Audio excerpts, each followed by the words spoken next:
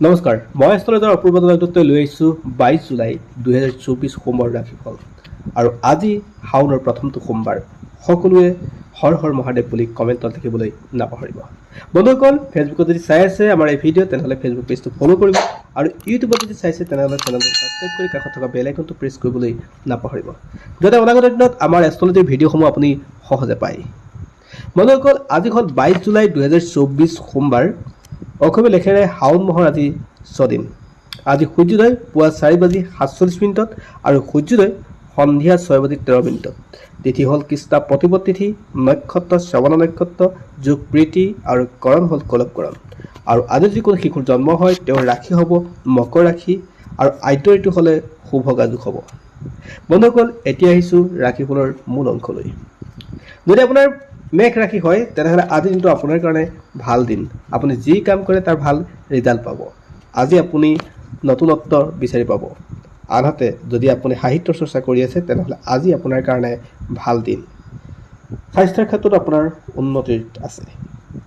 যদি আপোনাৰ বিষ ৰাশি তেনেহ'লে আজি আপুনি ন্যায়ৰ হকে মাত মাতিলে আপোনাৰ ন্যায়ৰ লগত জড়িত কামবিলাকত আপুনি সহজে ৰিজাল্ট পাব, অৰ্থাৎ ভাল ৰিজাল্ট পাব। যিকোনো নতুন কাম আপুনি আৰম্ভ কৰিলে আজি ভাল ৰিজাল্ট পাব। ছাত্ৰ ছাত্ৰীসকলৰ ক্ষেত্ৰতো ভাল আৰু আৰ্থিক দিশটো আপোনাৰ উন্নত হ'ব। গতিকে আজি দিনটো আপোনাৰ কাৰণে শুভ। যদি আপুনি মিথুন ৰাশিৰ ব্যক্তি হয় তেনেহ'লে আজি দিনটো আপোনাৰ কাৰণে বৰ এটা ঠিক নাই। বিশেষকৈ ছাত্ৰ ছাত্ৰীসকলৰ ক্ষেত্ৰতে বা যিসকলে চাকৰি কৰি আছে কৰ্মক্ষেত্ৰত তেওঁলোকৰ মান নিম্নগামী হোৱাৰ কথা থাকে আৰু নতুবা তেওঁলোকৰ দায়িত্ব প্ৰয়োজনকৈ বহুত বেছি হ'ব। গতিকে নতুন কামো আপুনি আৰম্ভ নকৰাই ভাল আৰু প্ৰতিবেশীৰ পৰা আপুনি বৰ এটা ভাল সহযোগ নাপাব আজি। যদি আপোনাৰ কৰ্কট ৰাশি তেনেহ'লে আজি দিনটো আপুনি মান সন্মান প্ৰাপ্তিৰ যোগ থাকে। আজি যি কাম কৰে তাৰ ভাল ৰিজাল্ট পোৱাৰ যোগ থাকে। স্বাস্থ্যৰ উন্নত থাকে। পাৰিবাৰিক অশান্তিবিলাক আপোনাৰ দূৰ হ'ব আৰু আপোনাৰ সামাজিকভাৱে স্বীকৃতি পোৱাৰ যোগ থাকে। গতিকে আজি দিনটো আপোনাৰ কাৰণে শুভ দিন। যদি আপোনাৰ সিংহ ৰাশি হয় তেনেহ'লে আপুনি আজি পৰিয়ালৰ লগত সময় কটালে খুব ভাল হ'ব। আজি আপোনাৰ পাৰিবাৰিক অশান্তিবিলাক দূৰ হ'ব। ঘৰুৱাভাৱে আপোনাৰ যিকোনো কৃতকাৰ্য অৰ্থাৎ সফল কাম সফল হ'ব। গতিকে আজি দিনটো আপোনাৰ কাৰণে শুভ দিন। ছাত্ৰ ছাত্ৰীসকলৰ কাৰণে ভাল আৰু সামাজিকভাৱে আপুনি স্বীকৃত হোৱাৰ দিন থাকে।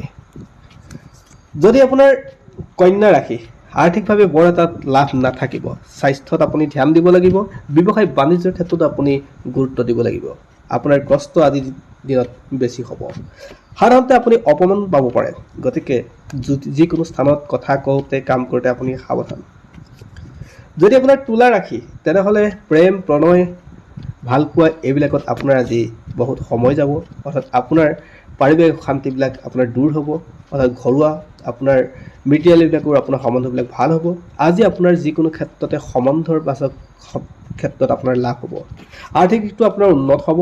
আজি ৰাজহুৱাভাৱে আপুনি স্বীকৃতি পোৱাৰ যোগ থাকে আৰু আপোনাৰ ক্ষেত্ৰত হাতলৈ ধন আহিব।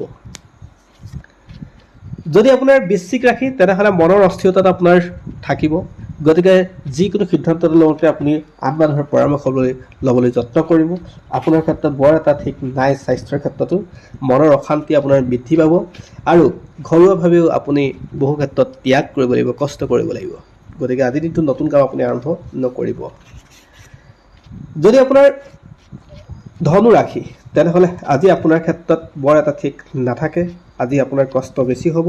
স্বাস্থ্যৰ ক্ষেত্ৰতো আপুনি সজাগ হ'ব লাগিব। আপোনাৰ প্ৰিয়জনৰ লগত আপোনাৰ সংঘাত হোৱাৰ যোগ থাকে। গতিকে আপুনি সাৱধান হ'ব। স্বাস্থ্যৰ ক্ষেত্ৰতো আপুনি সাৱধান হ'ব লাগিব। যদি আপোনাৰ মকৰ ৰাশি তেনেহ'লে আজি আপোনাৰ কষ্ট বা ত্যাগ বেছি কৰিব লাগিব। কৰ্মস্থলত আপোনাৰ মান মৰ্যাদাৰ ক্ষেত্ৰত আপুনি ত্যাগ কৰাৰ ক্ষেত্ৰতো খুব বেছি জড়িত হৈ পৰে।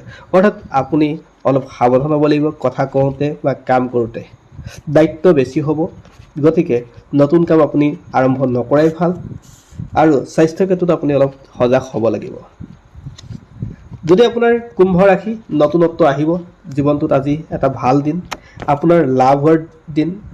যিকোনো কাম শুভ কাম আপুনি আৰম্ভ কৰিব পাৰে। প্ৰতিবেশী বা ঘৰুৱা মানুহৰ পৰা আপোনাৰ সহযোগিতা বৃদ্ধি পাব। পদবী লাভ কৰাৰ যোগ থাকে আৰু অধ্যয়নৰত ছাত্ৰ ছাত্ৰীসকলৰ কাৰণে আজিৰ দিনটো শুভ দিন। আৰু যদি আপুনি মীন ৰাশি তেনেহ'লে ব্যক্তি হয় তেনেহ'লে আজি আপোনাৰ কাৰণে ভাল দিন। আজি হাঁহি ফূৰ্তিৰে দিনটো পাৰ হ'ব। ছাত্ৰ ছাত্ৰীসকলৰ মাজতো ভাল সময়। বিবাহৰ লগত যদি কিবা সমস্যা আছে সেই সমস্যাও দূৰ হ'ব আৰু আপোনাৰ আজি দিনটো ভাল